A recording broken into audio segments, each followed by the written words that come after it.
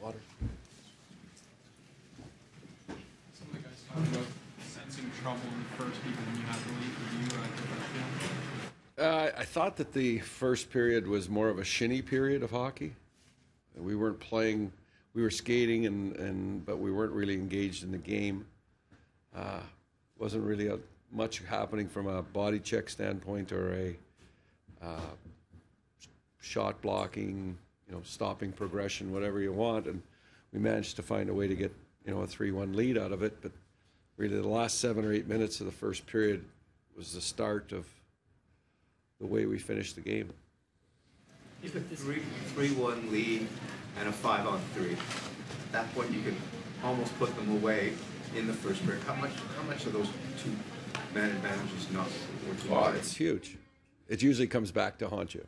If you don't score on your 5-on-3 at some point in the game, usually the momentum's going to turn in favor of the opposition. They get life from it, and it sucks life from your group when you don't accomplish what you're out there trying to do as far as taking advantage of a penalty situation on the opposition. Looking at the game from your end, moving out, how much did tonight undo some of the good things you've done in the first 3 games? Obviously, it's the worst game we played, and the thing is I think we saw one team last night, and we saw a total different team tonight. We were out of it. We were out of sync. We were brain dead. Whatever word you want to describe, it was like we were, after a certain period in the game, it just seemed like we stopped.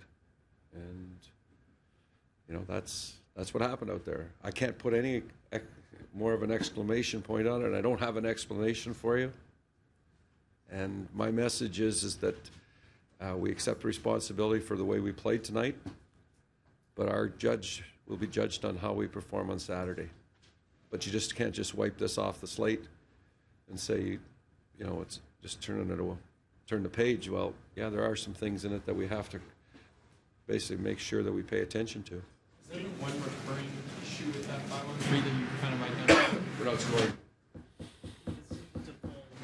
Ben, was that just to get the team going? What did you think? No, I just didn't think that Ben didn't have it. But I don't think a lot of our players had it.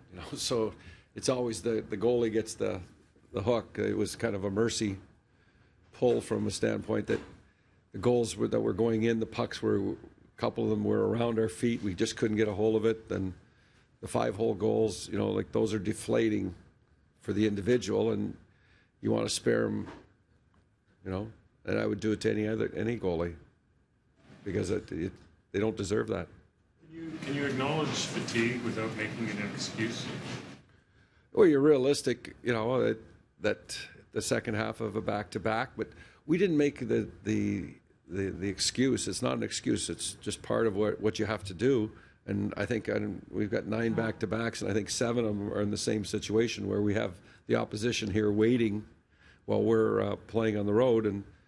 But I don't think you use that as an excuse. What you do is you try to mix and match your personnel, and then when you do get a lead, you stick to the game plan and make the simple play, chip it in, chip it out, take face-offs in the offensive zone, grind. Don't play that exchange chance game, and those are the kind of things that have to change. And giving up 7 goals isn't usually conducive to winning. Frustrating when you see a guy like Nabokov, who was clearly struggling almost from the minute he got out there tonight. Yeah, I don't know. He didn't struggle as much as we struggled. That's the difference. Usually you miss a guy like Joffrey, but how long? Take a few games, I guess, to let things shake out and see the trickle-down effect as far as the lines go. Yeah, I think I don't think he can revamp or change dramatically what we had as far as line combinations tonight. Like we just stated that we have, in the assessment of it, we had 2 different teams playing. One that played last night and the one that played today were 2 different ends of the spectrum, from an execution standpoint and an energy standpoint and a compete standpoint. We just didn't have it. A couple of more for Randy. Has Ben's performance tonight smear or change your thinking about your goaltending going forward? The goaltending wasn't any different than any other part of our team. They just were on the line with the way we played. Thought at all, playing Kuhlman on his off wing, just looking at the kind of things that Lupul does, so seem to be some of the things that he does as well. Yeah, well, the thing with Kuhlman is he's always been over there since I got here, and he likes playing on the offside. So it was, the decision is that when we put Van Riemsdyk there, that, the bigger body, and if we could get them to grind more, in certain parts of the game, that we have two big bodies with a feisty center in Grabowski that's got some skills, that it would be a match. We didn't count on losing Lupul, but all these things happen as you go on the fly, and you got to make adjustments with your lineup and with your personnel. That gives you the best chance for success. Thanks, Randy. Thank you. All right.